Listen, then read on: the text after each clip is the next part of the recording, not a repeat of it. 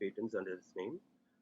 With a PhD in innovation, Dr. Kaushik advises many companies such as Bosch, Continental, GE, Mercedes-Benz, Volvo, etc., on innovation strategy, integrated innovation, talent management for innovation, scaling your business with relevant innovation, and so on. Dr. Kaushik is also a well-known keynote speaker and a TEDx speaker. He's done his engineering and MBA in marketing.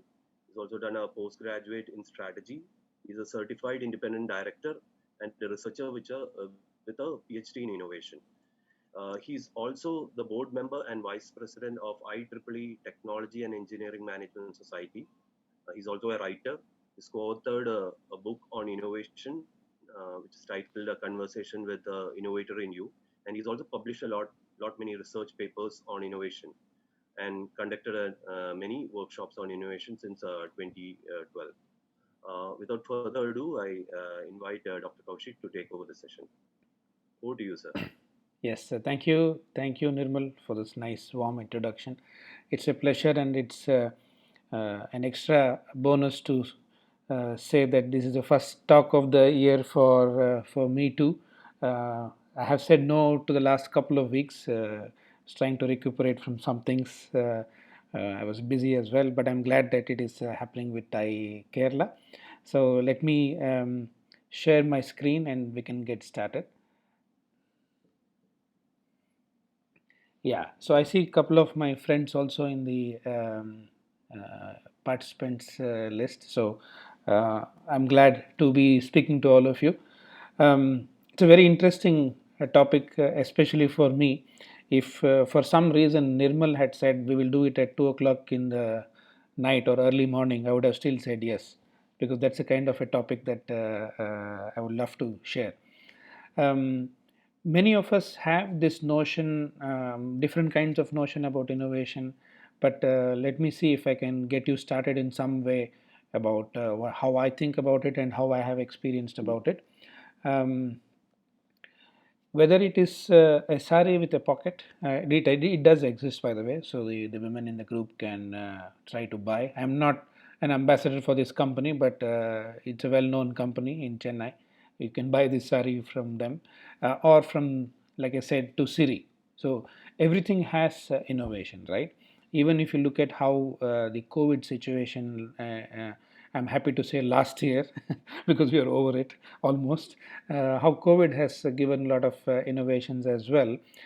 In May, June, I come from Bangalore, so all these restaurants were shut around that time, right? April, May, June. So one of the things I was thinking at that time for a Italian restaurant, was a pizza restaurant, was who used to typically sell pizzas. Maybe it's not a bad thing that they sell the ingredients to make a pizza so that people could take it home once the first relaxation was there. So it took a couple of months, but apparently they did that, and in by around August they had already done that innovation, that they used to give you an ingredient pack, do it yourself kind of a concept. So innovation happens all the time in all the companies, in all the places, because that's the first myth, that it is dedicated to high tech companies and so on and so forth. No, it's not. So even a Ramraj dhoti is an innovation with the velcro or with the ready made stuff, pocket for your phone and stuff like that. So um, in 2018, if you were to Google a word called innovation, so in 2018, if you Googled the word innovation, you would get the first number 1.2 billion. Sorry, yeah, about give and take a few. And if you Google the same word today, okay, the number below is today's number, is close to 1.8 billion. Now that means you can see just in 2 years, okay, it was February 2018, and now it's not even 2 years, strictly speaking, but you can see how much there is traction about this topic, right? So it's close to, yeah, 790 minus 240 million, so that's close to 55, so 550 million topics have been added to the body of knowledge. Interestingly, if you Google the word innovator, just a small change but very important, you will start to see that in 2018 you would get 55 million hits about, and today you get close to 86 million hits. It is an order of magnitude lesser. While I can express the lower number innovator in millions, the innovation number is in billions. Now, this is where the crux of the issue is, which Nirmal also touched upon in the introduction, how people can be the key piece in the innovation. That's one of the parts of my research as well, which started way back in 2012-13. It's a kind of a wake up call. So it's a very short clip of what this wake up call means, right?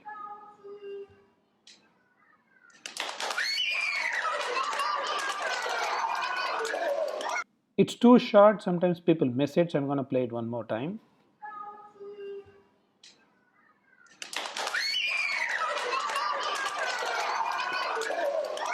Many of us are like the kid in the front of this camera, the kid facing us right now. We pretend, because nobody knows that this kid actually missed that moment. He was dozing off and he was lost in something, but he pretends that he's in the moment, right, by clapping and stuff like that. Nobody else is scared about what he's doing. They don't bother.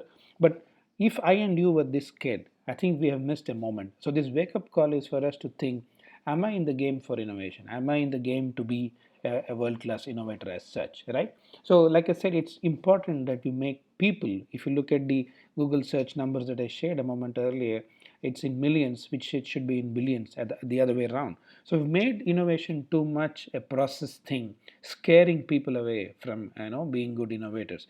All of us are very capable, and we have been innovators throughout our life. A simple example is those who have kids. You know how you deal with them, or even kids how they deal with you, with us as parents, right? They are also innovative. The other example is when you're driving and a police catches you. Maybe you don't have your license, you didn't take it with you, or you don't have the registration, etc. And then we become very innovative in finding excuses, right? So, and when we were in college, we used to, if as a gang, if we used to go out for a movie or a restaurant, and somebody in the group says, no, I'm not interested, I don't like that movie, I don't like that hero, you will find innovative ways to convince them. So we have been actually practicing innovation throughout our life, but now we have to put it in practice in a different context for our business. So how does business innovation connect? Is through research, actually. So if you look at this picture, there is a closed loop, right? Research is connected to innovation, innovation is connected to business, business is connected back to research. So how does it work? Let me explain. Research converts, this is a very nice definition given by Dr. Nicholson. Research converts money into knowledge. Okay, think about it. We sponsor a project, we take up a research project, we assign a college project to somebody, some researchers, to find out something. So usually you get a project report out of it, some new knowledge, some new process, some new insight. So that is a outcome that you get from a research. So you put money in, you get knowledge out. Innovation does the opposite. It takes this knowledge and creates money back, right? So you take that knowledge and you create money out of it. So let me give an example. If a research project said we have a new material called carbon composite material, so we funded a project, and this project gave us a very detailed report of how this new material is stronger than aluminum, stronger than steel, very tensile strength is high, ductility is very high, etc., etc., etc. We got new knowledge about a new component. Now, what does innovation do? Innovation proposes to make a product which should be lighter by design. So what is a product that could be lighter by design? An aircraft, a suitcase. So these are the products which the lighter it is, the better it is. Why should a suitcase be lighter? Imagine you're taking this in a cabin luggage in an aircraft. You have a 7 kg limit. If the cabin luggage weighs 2 kgs, your payload, things that you can put in the luggage, is 5 kgs. But if the cabin luggage weighs 1 kg instead of 2, you have 1 more kg to take with you. So for an aircraft, it is millions of dollars per trip, right? In the whole business of an airline. So research funded a project, came up with a new knowledge. Innovation took that knowledge, which is lightweight material, made it into a product. Now, what does business do? That's very interesting. This business scales this project. So they don't make one plane, they make hundreds of them. They make them. So Dreamliner is a classic example of carbon composite material based aircraft. So they have saved millions of dollars in money and in carbon footprint, etc., etc., etc. So now the part of that money from the business comes back to research. So that's why none of them can exist alone. Research, innovation, nor business can exist alone. So when you understand this picture, you know why, for example, the management students would know a typical technology company says we spend 4% of our sales in R&D. So that is a dotted line. 4% of their annual sales is put into R&D. Some spend more, some spend less, but that's a figure of merit that you need to know, because that is a source of an input to innovation, but it's not guaranteed. With that proof of concept, you build a business, right? So hope this is clear, because this is very important for you to remember. Now, what is innovation by itself? The simplest definition that I can give you for you to remember is something which is new and useful. Now, trust me, doing something new is not hard. Doing something new is very easy. Let's take a movie. It's very easy to make new movies. How many new movies do actually become successful? Right? So, the new and useful are very different concepts, they are different parameters. It's very easy to make new, like this. Actually, I was shocked when I saw this picture a year ago. I thought, why would somebody make a one sleeved shirt? Because it is new. And to my horror, it does exist. I don't know how many people buy it, by the way. So, new is just by itself is not innovation. Being different is also not innovation. This is a new fad today that, I'm different. Yeah, your product can be different, your service can be different, but different by itself, the picture says, is not necessarily useful. So it's very important to understand that new can be useful, which is seen in this video.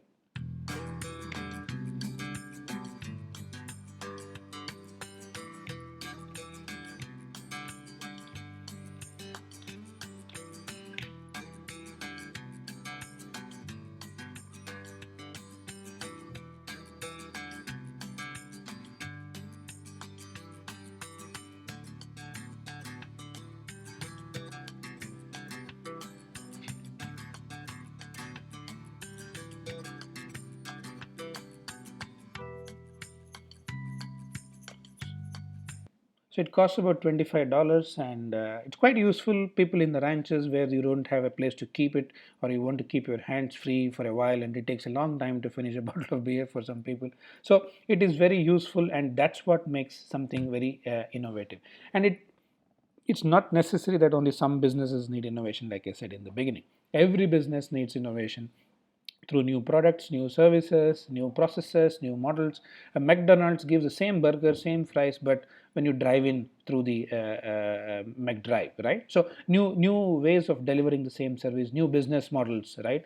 Uber, Ola is a new business model. The car owner is not connected to the user directly. So also through patents and IP, which is a very underutilized concept in innovation, how you can license a patent and make money. But remember, in the end, you need to make money through your innovation. If your innovation does not make money in the context of a business, it's not very relevant for the business. So how can you do it? You can do it in two ways. Innovation can help the top line or the bottom line or both. So what does top line mean? In this case, it helps you make more money. So you can sell more products, you can add more features to your product, and you can charge for that product. So if you give an ABS to a car, maybe you can charge more. If you give 4 airbags more to a car, you can give more, charge more to that. Bottom line is spending less. So you innovate something in your warehouse, in your car painting process, where you waste less paint, cost you less money to paint, etc., etc. So in the end, your profit increases either way. So that's why I said you can do top line only, or you can do bottom line only, or you can do both, right? Now, to do anything about innovation, like I said, the new part is easy. To make it useful, you should understand the context in which your innovation is going to be used. It's one of the most powerful but also most under represented fact in innovation. This video gives you that exact message and how it looks if it is not.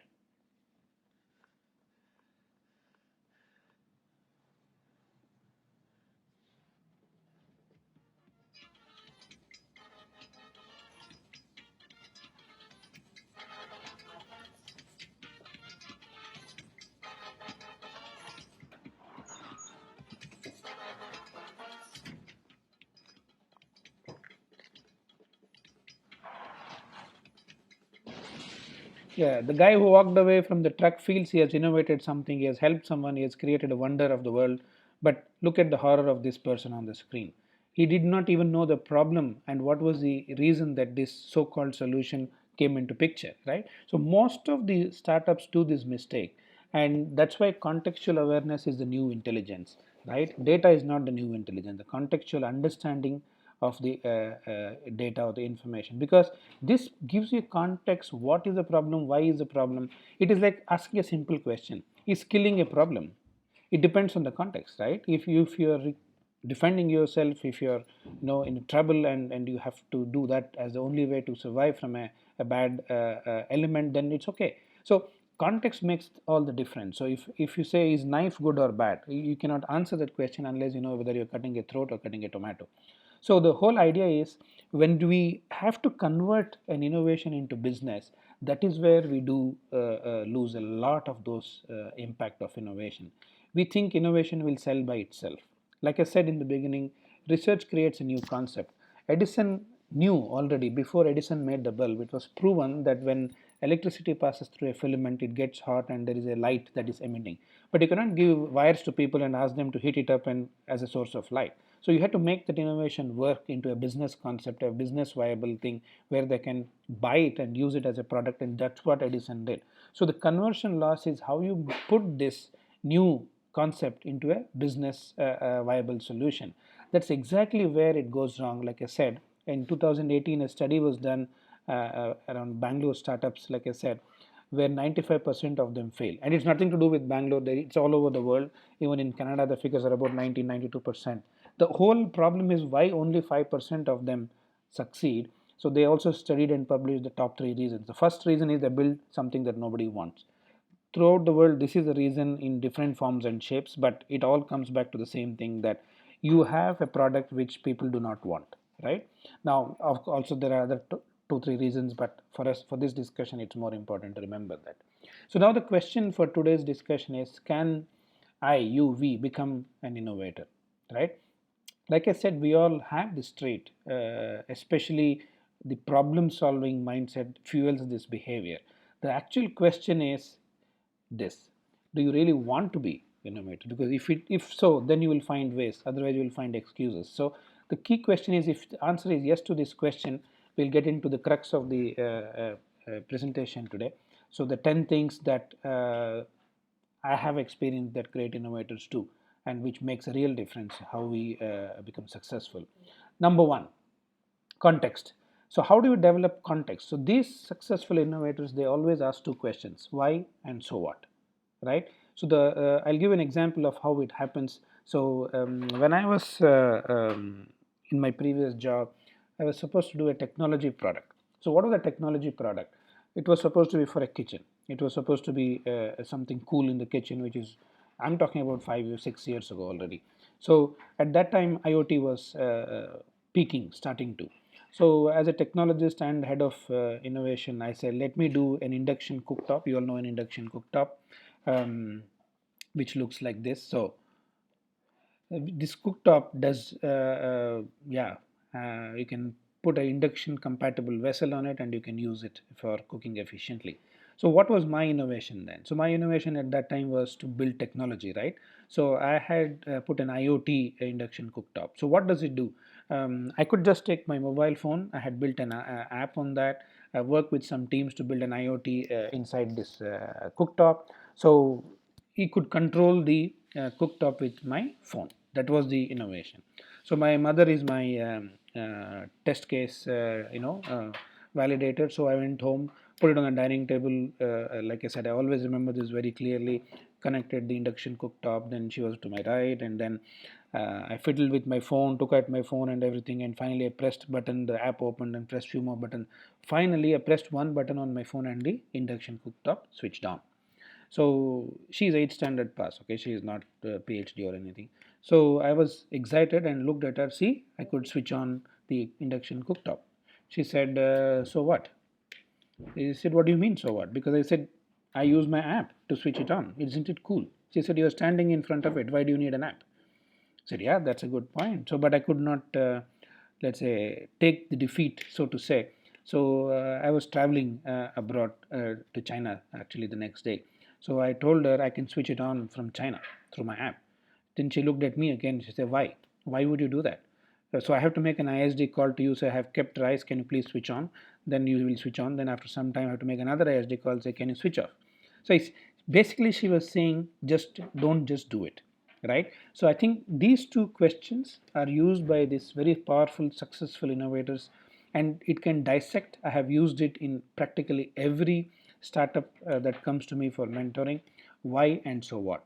It is only the sincerity that stops you from getting the right answer, nothing else. And this can be applied for any technology, any domain, just by asking these two questions, why and so on. The perceived value. So the perceived value is very important. The reason it's called perceived value is we as innovators always think our innovation is valuable, like I just said, right? We always believe it is valuable for us, but it has to be valuable to the guy who pays for it, right? So you and me, let's think of us as customers. So we go to a supermarket or a shop. What do? We want to buy something from some company, some product, some service. So what do we give actually is we give money, right? So today it's digital, but in effect we are giving money. So what do we get in return? We're not getting a product, we're not getting a service, we're getting a value for something. So if I want to buy, the other day I checked about 28 toothpaste in a supermarket. So I'm not going to buy 28 toothpaste because somebody made 28 types of toothpaste. I'll buy one which I want to have and which I think is valuable for me. So I am looking for what's in it for me. If it is charcoal, it is charcoal. If it is ash, it is that. If it is something else, if it is something else. But I decide what I think is valuable for me because I pay the money. So as an innovator, you have to think, what is the guy who is paying the money thinking about your innovation as? Does he or she think its innovation is valuable? Then you have a chance. If only you think, then you don't have a chance. So in other words, these two should meet. What you think, and like I said, 95% of the times they don't meet. That's why customers don't like to have any of the products of the startups which fail, right? So perceived value is the value that the user finds it, not the maker. Now, creating dots, not connecting dots, is what these guys do. Connecting dots is second order, second level. The first level is to create dots. So you have to read different things, you have to create new experiences, you have to do different things, different ways, so that you have a very rich uh, exposure to things, because this will help you create good context, right? So when you have new dots in your radar, you are going to be different than everyone else, and that's your own experience, that's your uniqueness. So not to brag, but when Nirmal spoke about, I try to do different things, whether it's acting in a movie or drawing a cartoon or uh, doing scuba diving or flying a plane. You have to have different kinds of dot in your life so that it becomes very diverse multified experiences. Innovation is not one technology angle, it is a contextual angle, it's a techno managerial angle, it's a business angle, right?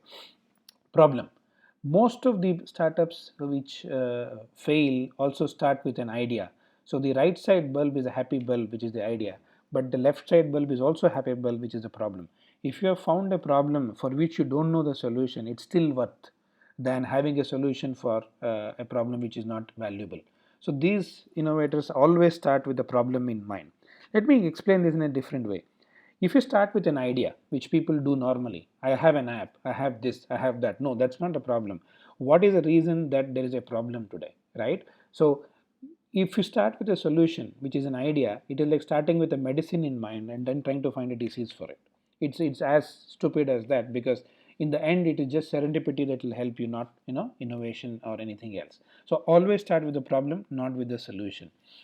You should be able to visualize, you should be able to understand, articulate using images, because thinking language is not words. Language is almost a filter, about 7 to 8 10% depending on how you fast you can think. But thinking images, if you can draw, suppose you are coming up with an innovative helmet, you should be able to draw it in some form and shape. When you draw it, you cannot be vague, but you can be wrong. That's still okay, you can correct it, but whatever you can draw, it's clear to you, and it can be incomplete, it can be wrong, but it cannot be vague. So you have to think in images using white sheets, paper, drawing skills, whatever. It's not the art part of it, it's the articulation part of it that you need to understand. You need to don three different roles if you want to be a successful innovator.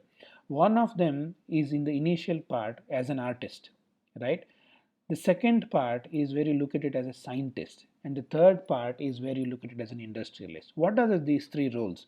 The artist is always thinking of possibilities. What can I do? How can I do? How can I solve this problem, etc. It's about multiple options, very creative in approach, and very divergent in approach. As a scientist, you start to test your solution. If I talk about the helmet, oh, I should have this helmet, it should cool my head, blah blah blah, it should keep my hairstyle intact, it should not create dandruff, all sorts of things. As a scientist, you focus on data now. This is the role you play after you finished your picking your innovation. Be ruthless and test exactly how it is going to solve the problem, whether the data is helping you. I have seen enough and more startups also, like the survey said, 95% of them actually are in the la la land when it comes to how it actually works. They think this is how it works, but it does not work. Third one is very different thing, more a VC, more an industrialist approach is, why should we do this? How many people can afford this? How many people can buy this? How many should we make it? Which countries should we get into this market, and so on? Very different questions. First was about options. Second was about data. Third was about scaling and industrial applicability. So you need to be able to don these three roles at one stage or the other to be complete as an innovator, right? So there is another problem with how we approach innovation as a person. So if you want to be a world class innovator, you need to understand how you use your mind, right? What does it mean? We are all trained to be logical. Okay, we take pride, nothing wrong, but we have placed extra emphasis because we have forgotten intuition. Intuition is the millions of years of artificial intelligence put into our head, right? So we are taking pride that AI can solve many problems, and that is already what we have in our system. But we are not using that in balance. We are sticking to one side, that is the left side, and that's what Einstein said, which I love, is the intuitive mind is a sacred gift, and the rational mind is a faithful servant. We have created a society, and he is talking about Western world specifically, which we are following now too much. We have created a society that honors the servant and has forgotten the gift. So that means the problem is this: logic takes you from one known to another known. So okay, there is smoke. That means because you know fire causes smoke, you think there is could be a fire there, right? But intuition takes you from one known to an unknown. Okay, how did Archimedes or Newton discover the laws of gravity, for example? When he was sitting in Princeton, he did not have the laws of gravity which he verified. First, he had an intuitive flash that when the apple fell, when he was sitting in the bitter winter, very depressed, he saw the apple fall. Then he said something is pulling the apple. That was the intuitive strike that happened to him, which said, "I have a new known." Okay, that is unknown today. Later, he put formulas, hypothesis, data collection, experiment. Then it became known to us. So it goes through the same life cycle, new known to new known, unknown, and then it becomes a new known, and then becomes a known. So the whole idea is that don't kill your intuition too much. Balance it, use it smartly. That is the best way to become a world class innovator as well. Now there is a technology, you know what BS stands for. It's sometimes called bullshit, but technology bullshit is this today. Anybody you talk to more or less nowadays say they would love to be in AI, they would love to be in machine learning, they would love to be in IoT, they would love to do things on blockchain. Nothing wrong, right? Technology is not sufficient. Technology is never sufficient for a successful innovation. If I tell my mother my phone has lithium polymer battery, right? She doesn't give a damn because it doesn't make any sense to her. So what makes sense to her is the benefits of technology. If I tell her, mom, my the phone has gorilla glass, she doesn't give a damn because gorilla glass, the only thing she knows is gorilla because she's from Mysore and she knows the zoo. But gorilla glass benefit is that if you drop from a certain height, it will not break the display. Now, you and me as world class innovators should completely focus on the benefits of technology. If I use blockchain, fine.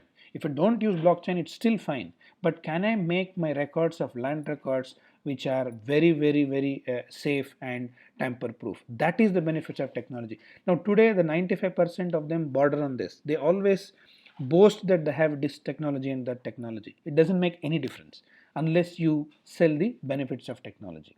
Very important, especially today, because don't get carried away by this notion of technology. Challenge with the why and so what the benefits of technology. Something happens to these innovators is when they get excited about their innovation, they think somebody will roll a red carpet and the idea will sell by itself. That's the farthest truth that I have seen. The art of selling, if you are a good reader, vivid reader, you would have come across, or you should read books by Zig Ziglar, who is supposed to be the smartest seller on earth. So he has written a lot of books and videos and stuff like that. So he says to focus on what's in it for me. Like I said, if you tell me my battery has quad core and 4500 milliampere hour, My sisters or my mother will not give anything out of it. I said, what does it mean? Right? So, what's in it for me? With this, your usage, you can charge once in 2 days. That's what's in it for me. It doesn't need to be told that it is through lithium polymer or whatever it is, right? So, what's in it for me is the benefit that you're offering. Focus on that. And Zig Ziglar says, use the concept of selling. Stop selling, right? But start telling. Tell them how it helps them. Tell them how it is useful to them. Then they will make the decision anyway if they see value. If it was not, there would only one Maruti car, not a Maruti to Audi to Porsche.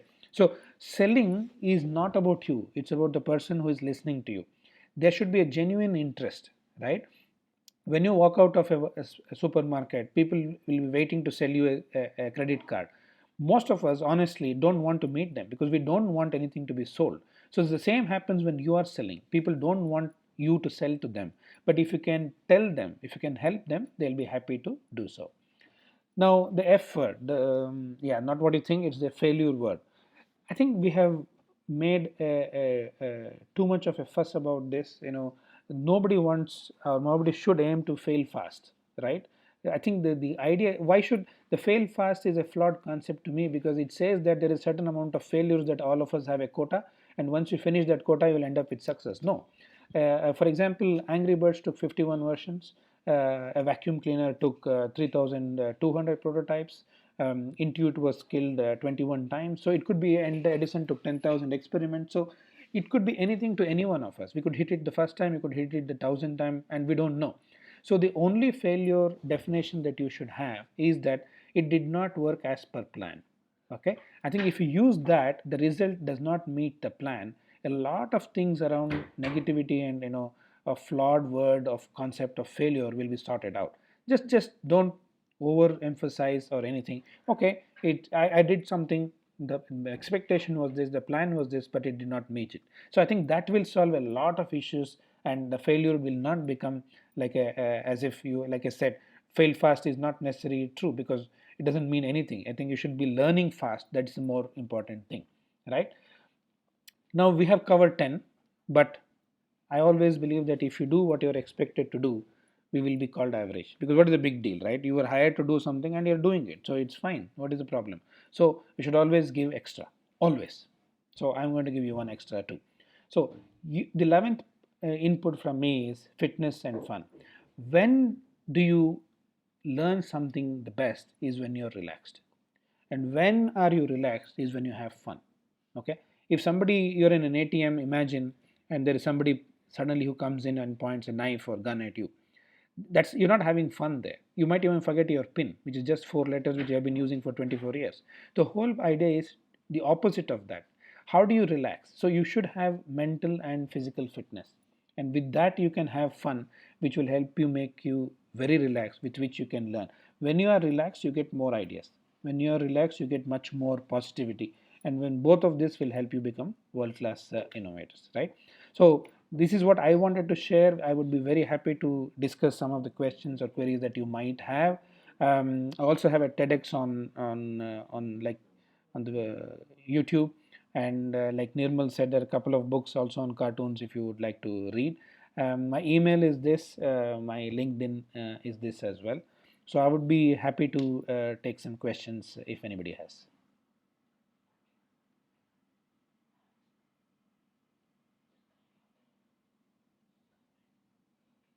So there are a few questions in the Q&A tab if you can take them.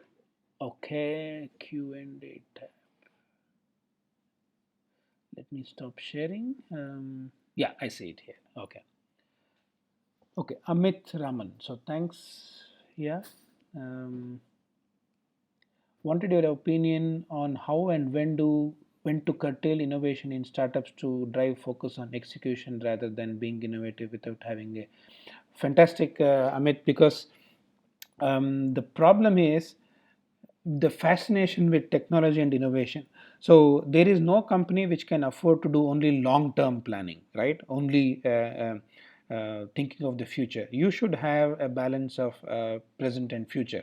So there are different ways you can look at how you call your product that is available to sell. but it is always important that there is a value in the current product which you can use for future, which you can for future roadmap building. So that means you can start with something very simple. Let us take the mobile phone for example. It started with a basic function of hearing, then a display was added, then the touch was added. Now for example, even from the latest um, how do you say, expectations of people, that when you travel on a flight, in the early days you had to literally switch off the phone, right? Do you remember? So today that same phone, they have built in something called an airplane mode, which all of us use. So those are the needs that changes. So it's important to have a starting point, and you would be surprised that many companies have done this. HP started making urinal flush, okay, before they became what they became. So Motorola started with doing something about battery eliminator charger repair, right? So it is nothing wrong to change, but it is important to have something, a stick in the ground, and say, this is what we want to sell. Let's see how we are doing it and how well we can do it. So I think the like I said, in the artist, scientist, and industrialist role, you have to go through all phases before even you can call something an innovation. So somewhere in the scientist role, Amit, you can make a call whether you can go to the next stage and make a product to sell or not. I hope it helped. Karthik, please recommend a book on selling by Zig Ziglar. Yeah, Karthik, so there are multiple books and even videos I'd suggest you to have a look at. So The Art of Selling is his very famous book. So Art of Selling is a very well published and read book globally, but he also has audio podcasts, etc., etc. I subscribe to his LinkedIn channel as well. If you're on LinkedIn, that would be another place to pick it up as well, Karthik. Francis, very motivating and informative. Thank you. Yes, it's very important for social innovation as well. Uh, Wonderful, Francis. It's something that I will be happy to learn from you as well. And it's excellent that what you're doing, and please continue to do so. Thank you, Ranganatham. Thanks for your feedback. Okay, Francis will improve my feed. Thank you, Francis, again.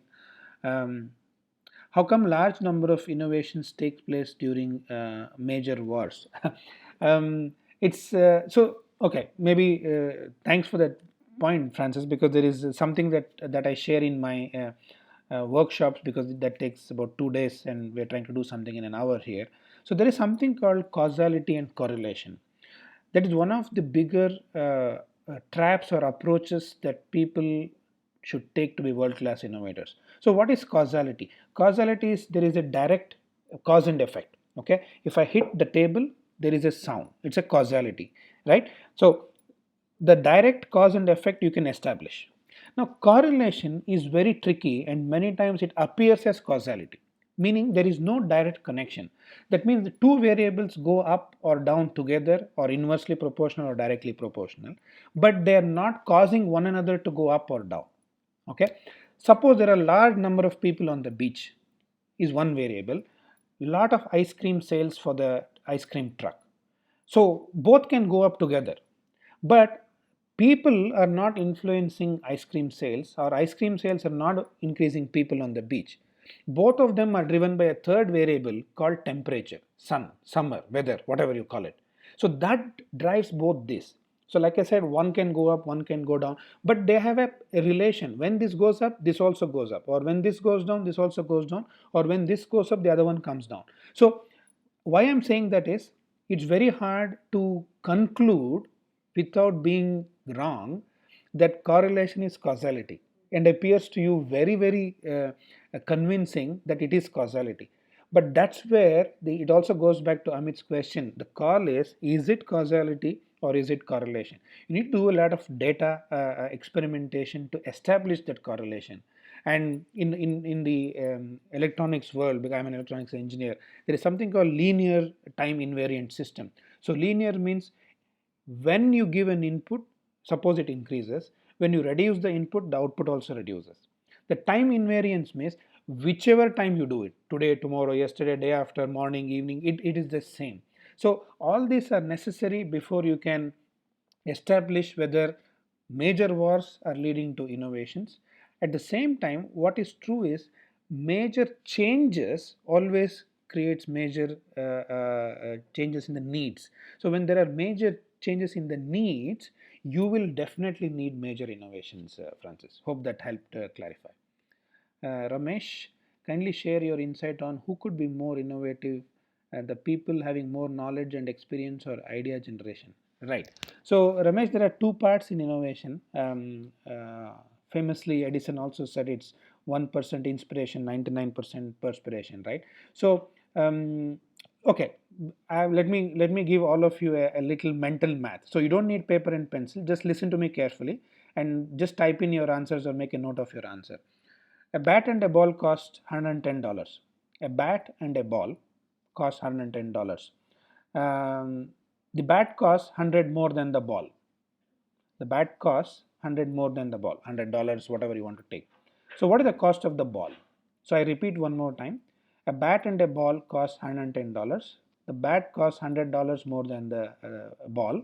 What is the cost of the ball? You don't need pencil and paper, and it's not a trick question. 10, Arun says. Any other answers? I have 10 here. 10, one more 10.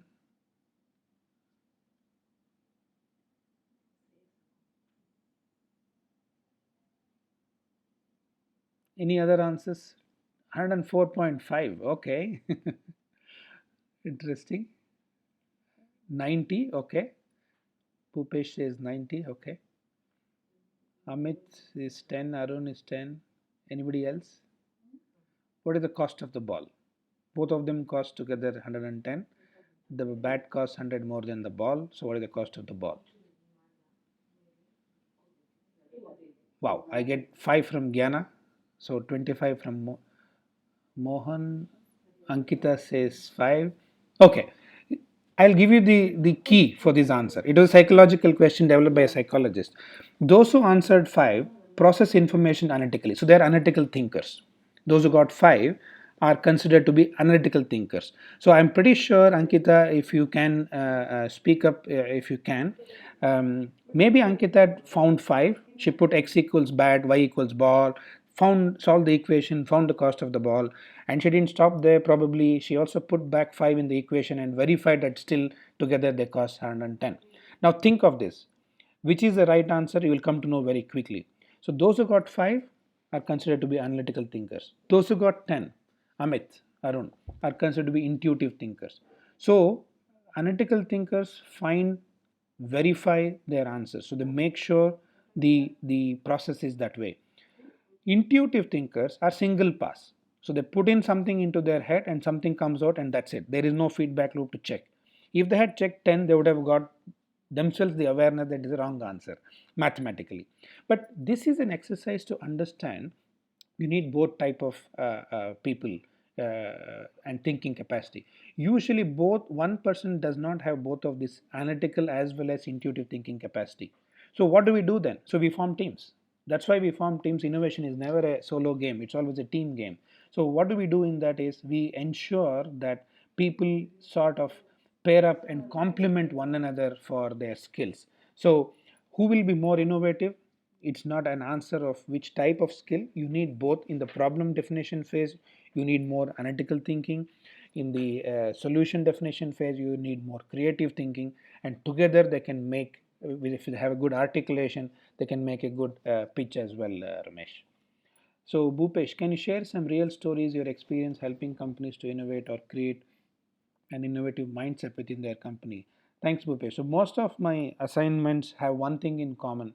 How do we build a culture of innovation, right? So we all, assuming many of the management students also in this discussion, culture is very simply put. What do you do? What behaviors do you encourage? And what behaviors do you discourage? So let me explain.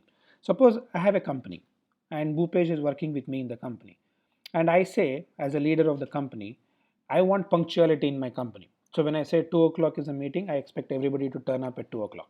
Okay, fine. Now I invite Bhupesh to the meeting at 2 o'clock and Bhupesh comes at 2:10. I do nothing. Okay, next time Bhupesh comes at 2:20, I do nothing. And a new joinee joins Bhupesh's team, and we all three have a meeting. And I call a meeting at 2. Both of them turn up at 2:20. Nothing happens. So reinforcement of behavior is the root of culture. So that means if I don't incentivize Bhupesh coming at 2, and or if I don't penalize Bhupesh for not coming at 2, nothing happens. The exact same thing happens with innovation, Bhupesh. In my experience in companies is leaders tell me, the CEOs tell me, the MDs tell me, the CTOs tell me, Kaushik, we want innovative culture. I said, I'm fine. I can do it for you. But what do you have to do for that is to walk the talk. So, what does it mean? So, when you have a company and we say, I want my people to be innovative, exact same thing happens that I just explained about the meeting. So, the CEO says, the team leader says, the manager says, I want innovation from you. Okay. My manager says to me, I want innovation from you, Kaushik. I'm busy with my work. Somebody already asked me, I have to do my regular work, my execution work, and I don't get to time to innovate, or I don't have the skills to innovate. Yes, so I don't have the time to go and learn innovation. Now what happens? I don't innovate. So when my appraisal comes, it doesn't matter. I don't get penalized because I didn't innovate, nor I get incentivized because I did innovate. Right? So the whole idea is if you want to have a culture, you need to make it a part of your prescribed behavior. It's not necessary to penalize and incentivize. You can choose only one, right? A company I know innovated something called nearness allowance. I mean, you would have heard dearness allowance. Nearness allowance is if you say stay closer to a company within an X range of kilometers, they'll pay you extra because they save on fuel, they help the environment, traffic, everything. So the concept is very different. So my experience are some of the real stories is when you want to talk about culture, be really grounded. Okay, don't talk big things if you cannot do the small things right. The second experience, literally anybody can innovate. So when I joined at my previous company, there were 12 people in the team. I was the head and VP of innovation. So with the same team, before I joined, they used to churn out 60 to 65 products a year. Okay, new products, new 12 NCs as we call it. With this kind of approach, what I talked about innovation in a nutshell today in a more detailed workshop, training, etc. Next year, the same team churned out 167 products with 12 design registrations and 7 patents. Exact same team, not even a single person was added apart from me. This is not about me. Why I'm giving you this example because Bhupesh asked me is people have to be given confidence. If you want to make people learn cooking, teach them how to cook. Maybe they can become a better cook, a slow cook, a average cook, but they can cook at least. So the whole idea is give people the opportunity to innovate. And like I said, I incentivized on the other side also. The first and foremost innovation you propose, you will get a mug. The fifth one, you will get a bag. The 10th accepted one. So slowly I'm pushing the bar. Okay. First one, no conditions attached. The first one, you get it. Fifth one, still okay. I'm making you get into the habit of coming up with ideas. The 10th accepted one, now it's getting tougher, right? And the 25th one is even more tougher. So you have to build that. Otherwise, why would somebody work for a company is for getting money, to put it simply. Now, if an activity doesn't get that money, why would I do that? And it doesn't have to be money. As you grow in your career, it starts with money, it ends up with respect. So anywhere in between, you have to find a balance of those two. So these are a couple of examples, Bhupesh, that happened with me. Praveen, which would you consider as more important, innovation or operational excellence? I personally feel, Praveen, I have worked with companies who are very, let's say, hard coded into operational excellence to the extent that the opening workshop I had to break the myth of the difference between improvement and innovation. So operational excellence is always necessary. It's a hygiene factor, right? Innovation, it's not a incompatibility issue here. Innovation is what you need to understand from innovation perspective is it is not about doing something you already do a little bit better. That's the efficiency part. In the matrix we call it the problem is known, the solution is known. So you improve the solution. But in innovation, you can have a quadrant called where the problem is unknown and the solution obviously is unknown or could be known because once you know the problem, you can reapply a solution. GPS was made for defense, but it was reapplied to consumer applications that we know today in our mobile phones. So The problem known versus unknown is the key aspect of innovation. What is a problem unknown? Problem unknown are typically problems that exist today, or there are problems that can come in the future. What do you mean problems coming in the future? Let's take the car example again. Today, accidents happen because cars did not have emergency brake, because there is a reaction time before the driver brakes, and hence accident can still happen. In the future there can be new kinds of problem. So those who follow technology would know this. There is a roadmap for autonomous vehicle. Autonomous vehicle is, imagine the car inside has no steering, so that means there is no need for windshield either, there is no need for front and back, so there is no driver in it, right? Now imagine that car exists in 2030 and you have that car. So you are getting out of office, you want the car to come and pick you up in the office. So the car is coming empty, remember, because you are yet to get into that. It hits someone, meets with an accident. So who should be going to jail now? Who should be punished? You are not in the car. You might be owner, but you're not in the car. You're not driving it, and there is nothing in the car to arrest because there is no person. Or when the car is coming, it meets with a puncture. Today the driver fixes it. Tomorrow who will fix it? So all sorts of problems that can come in the future is about innovation. Now operational excellence can kill companies because the mentality needed for a Six Sigma kind of an approach and for innovation are quite different. This is the same opinion that Vijay Govindrajan also came up with, that you cannot have, in fact 3M was known for innovation. Somewhere in between they hired a GE guy for as their head, and there is a lot of case studies you can look up to it, but the summary is their innovation went down because they focused too much on Six Sigma. So short answer, Praveen, is a balance.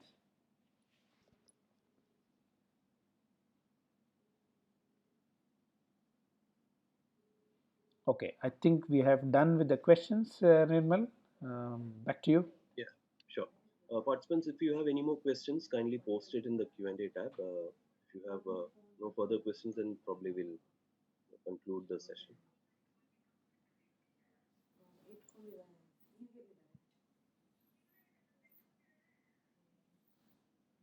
Yeah, thank you, Praveen. Yeah, thank you, Praveen.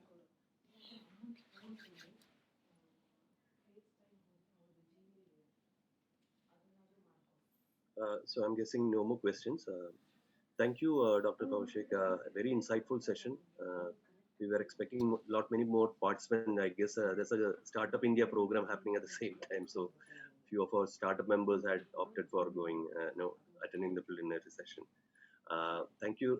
Really great, examples and insights that you have pointed out to.